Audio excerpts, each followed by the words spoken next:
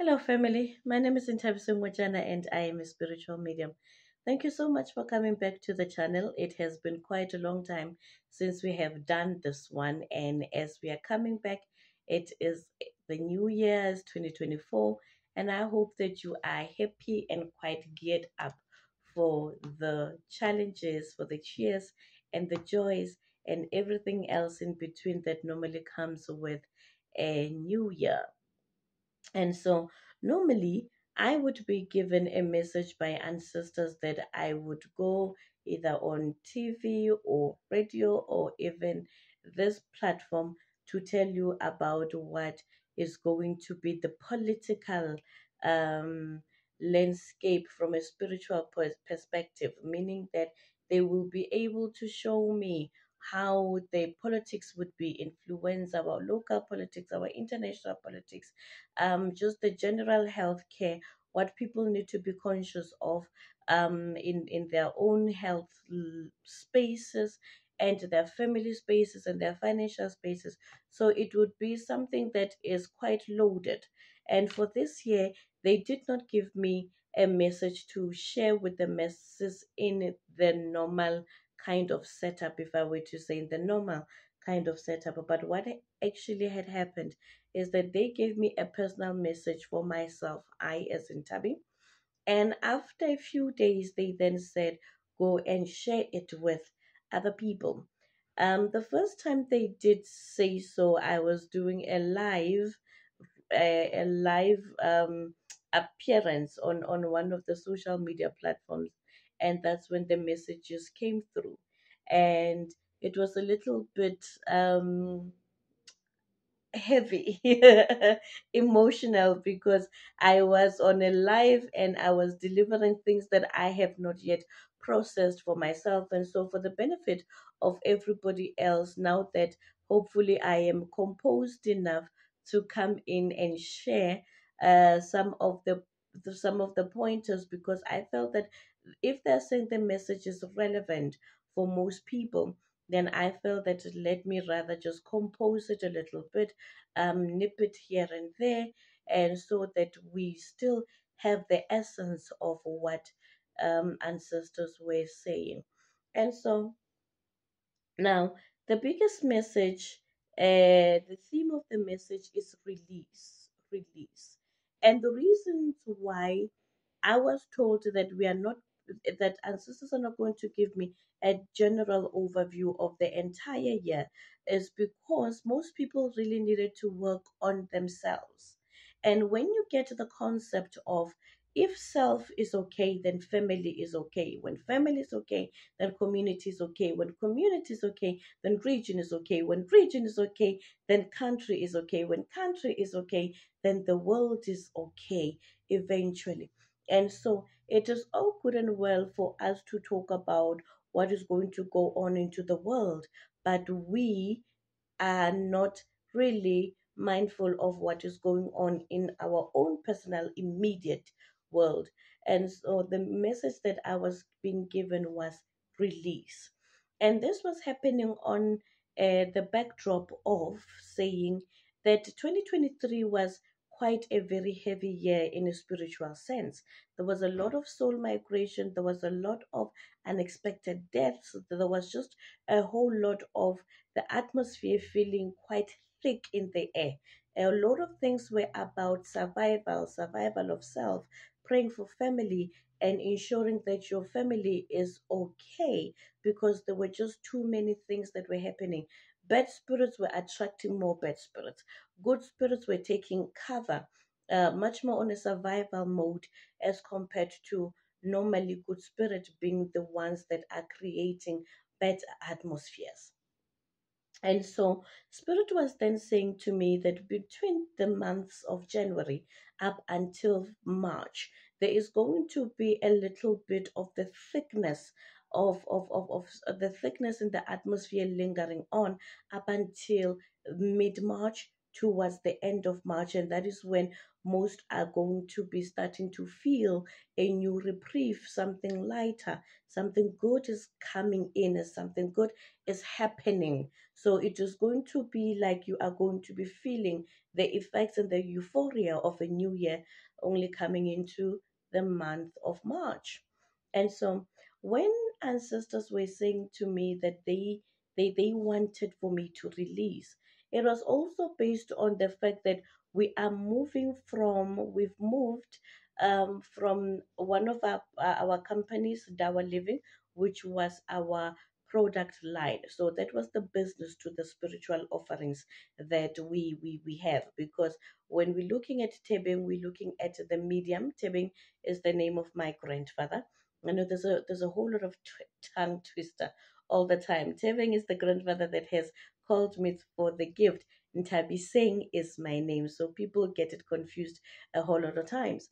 And so now, we then decided to keep everything else under the umbrella of Tebing, and we had amicably, my friend and I, amicably dissolved the company that we used to have as our product line, Dawa Living, Dawa, which was obviously a Swahili word that was that means still means, despite what's happening to the name, still means medicine. And now we have just put everything else together in one umbrella that you can find.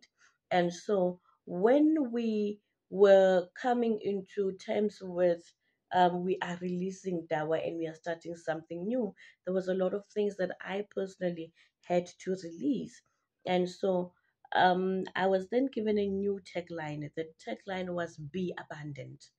The previous tagline was Prosper. And many people have prospered. There's a lot of inroads and a lot of positivity that came into people's lives using the product line, and that was quite encouraging. And now ancestors said to me that I needed to release, I personally as Ntabi, and they said to me, release your need for control and let God and ancestors lead your path. Trust that you have prayed enough, you have sent libations enough, and whatever it is that you have done as your offering to spirit, whatever that you have established into in the spiritual realm, ancestors are busy with it.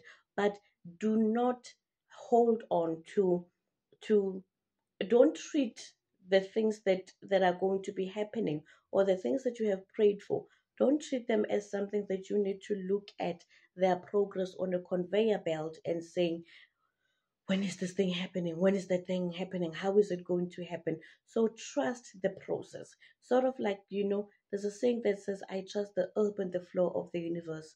And no matter what happens, I believe that it will turn out okay, or I will be okay. So it was almost something like that, that whatever it is that you have been trying to establish for the past previous years, in spirit, trust in the fact that you have done enough and let it go.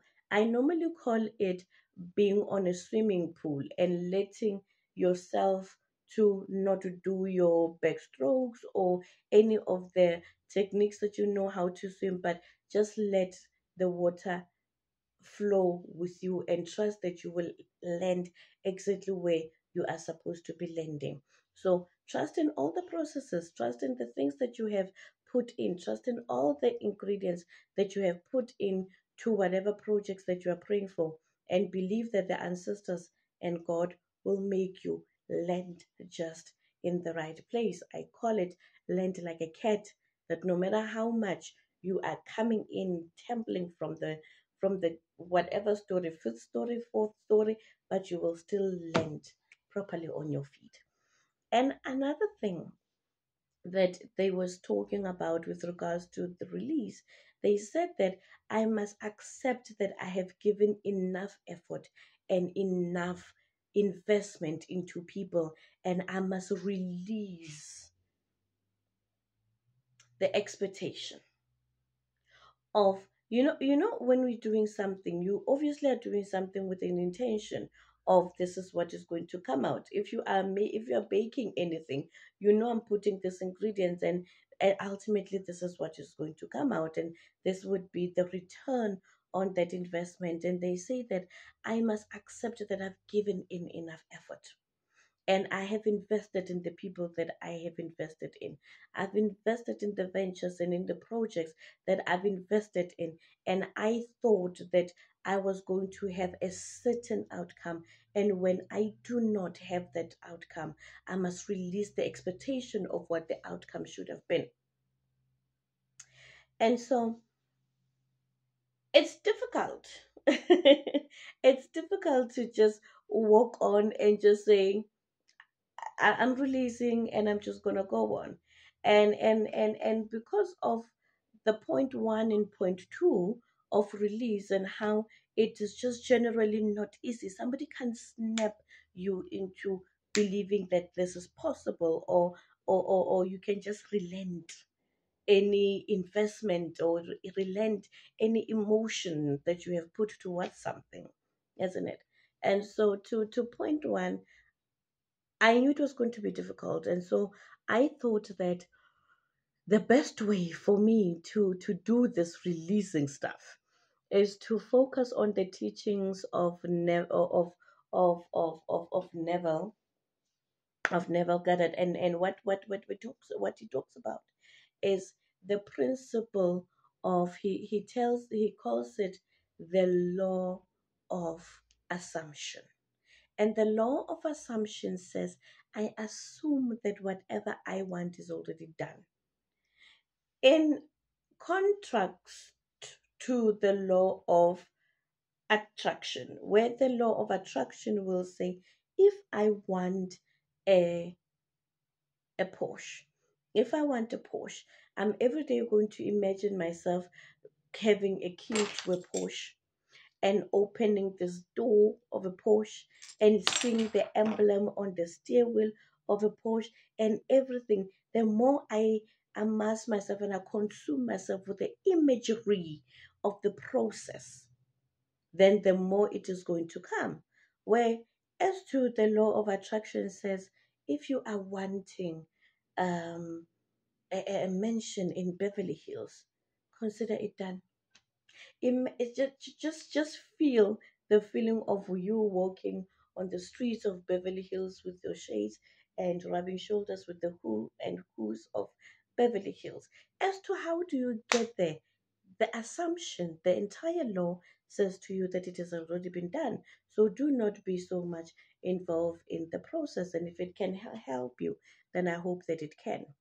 Um, and now, the one thing that was the most difficult one about this one, it says that release the people who have been sent for your healing, but they decided to detour because you cannot save everyone, and you cannot come in between the will, right, the personal will of people. And so this one was a bit difficult because it was really, really pressing on to something that had happened to me, and it was very, very personal. I had lost somebody that I was engaged to, and we had had this engagement for quite a while. And when we were about to come into the process of getting married and and just finalizing everything, this person I had met through my whole healing work. There's a whole lot of there's a 3 hour story that I'm relating on one of the social media platforms, and if you can get hold of it, all the better. But I'm just going to really sum it up because it, there it was a whole blow by blow. I was just relaxed in my in my own comfort, just narrating that story. But the essence of it is that I had met this gentleman through my spiritual work, and over time we had went on to have a very beautiful and lucrative relationship that ultimately was then leading to what was supposed to be a marriage. And mid everything else, this person presented a thing of saying, I want a polygamous marriage, and I also want to be a healer, to go on to my own path of initiating as a healer.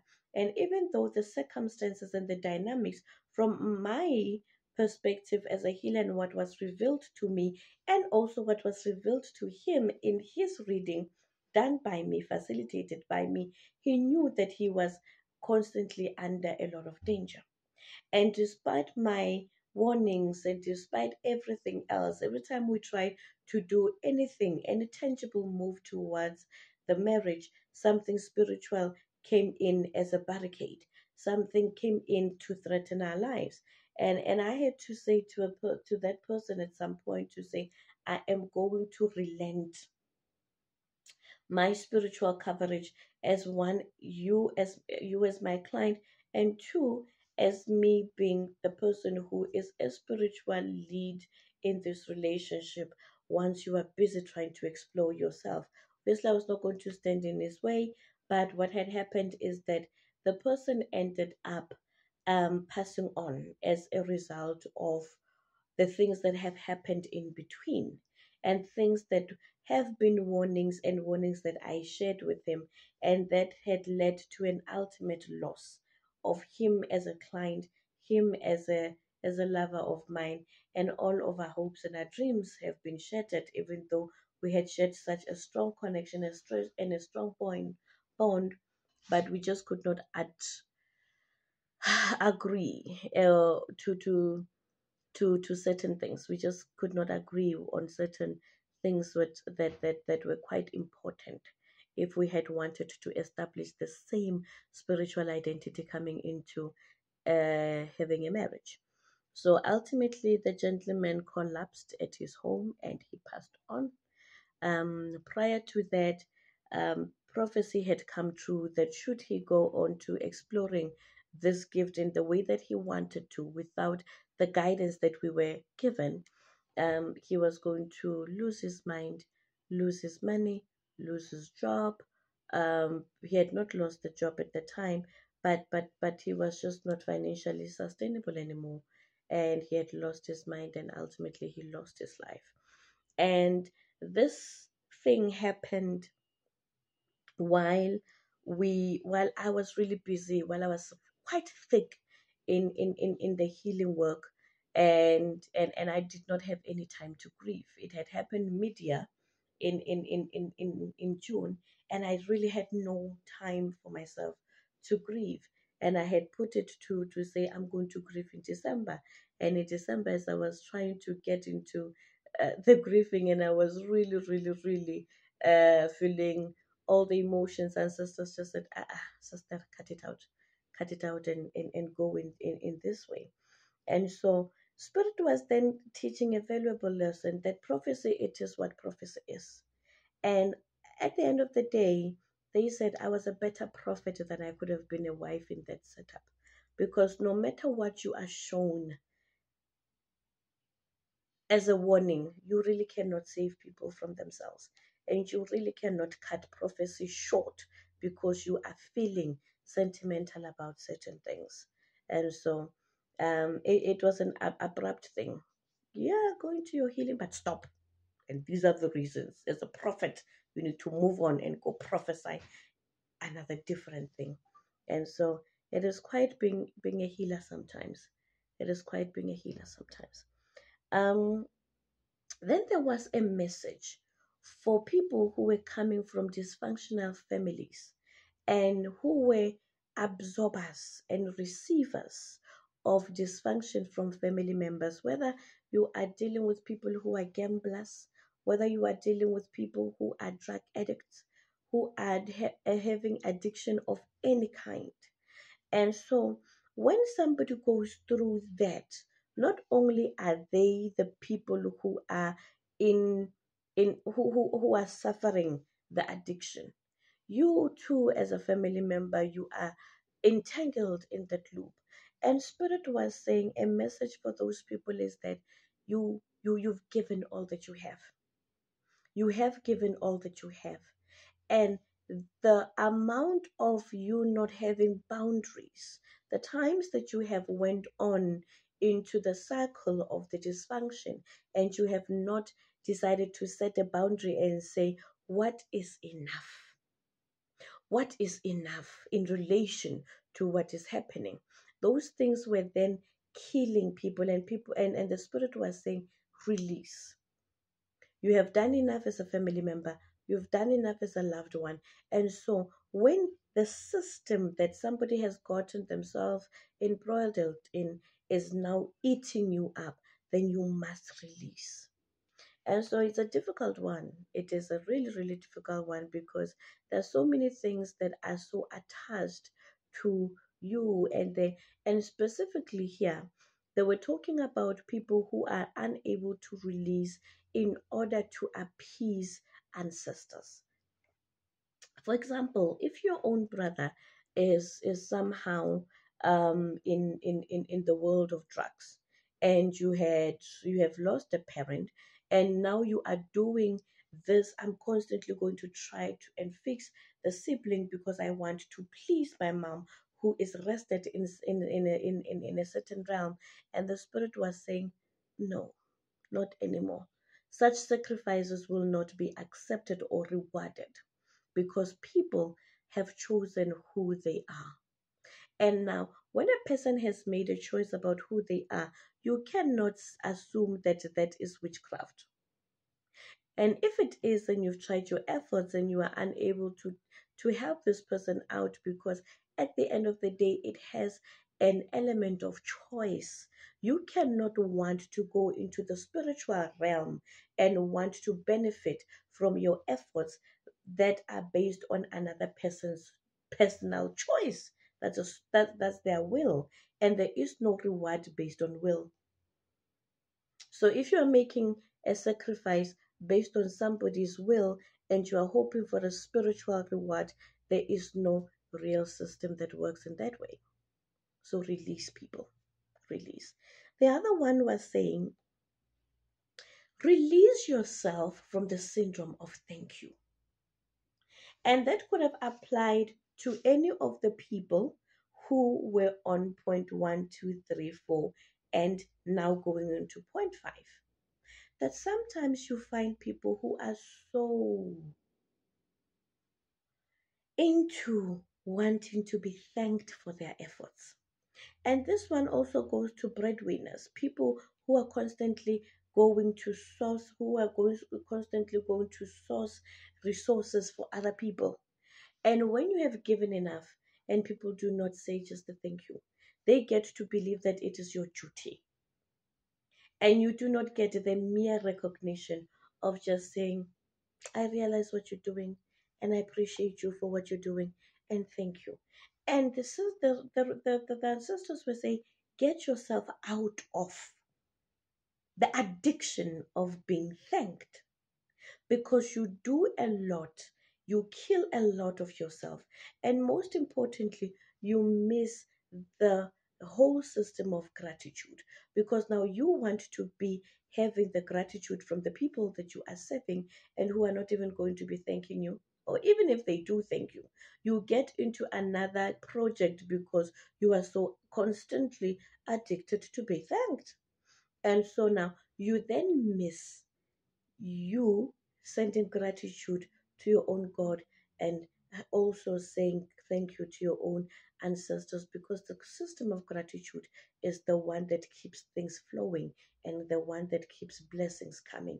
And now, while you are looking for blessings to be coming from individuals, you are then negating or you are stopping to focus on where your gratitude should be credited to because this system is a system that is trusted and it works and it will forever give you back what it is that you've always wanted.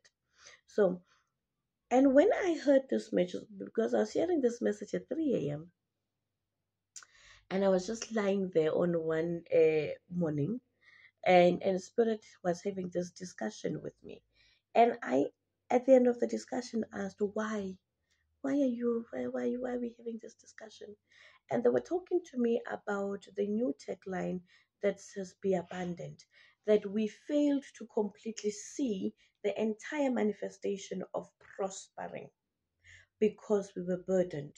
And they are saying now we are taking you into a new journey of abundance, and you cannot be abundant if you are burdened. And so release the things that are personally burdening you so that you are unable to become a good family person and a good community dweller and a good person who's going to be in the region, in the country, and henceforth, because it starts with what we are harboring and the things that are hovering around us that are so heavy onto us that we are unable to move to the next step, which is abundance. Ladies and gentlemen, my name is Nthabisa Ngwejana, and I hope that after you have done, after you have released all the things that have kept you prisoner in your own space and in your own life and have not made you see clearly the intervention and and and and and and how your ancestors are always answering and how your God is always answering to the prayers that you are sending to to to to to him or them or whoever you regard as deity in your life, because now all of these things are clouding you and clouding you from coming into the next step of abundance. I thank you so much, and thank you for your audience.